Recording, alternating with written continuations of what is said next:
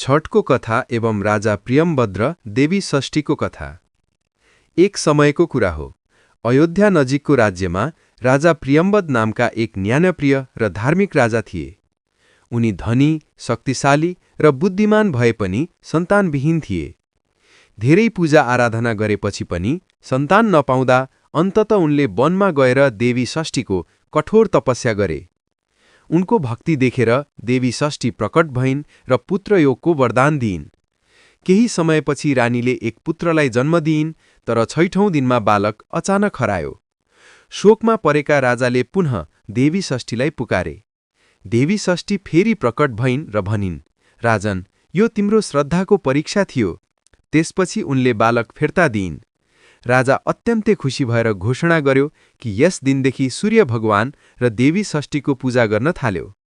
त्यो दिन कार्तिक शुक्ल षष्ठीको थियो। त्यही दिनदेखि छठ पर्व मनाउने परम्परा सुरु भयो। श्रद्धा र भक्ति कहिल्यै व्यर्थ जाँदैन। साँचो मनले पूजा गर्दा असम्भव पनि सम्भव हुन्छ।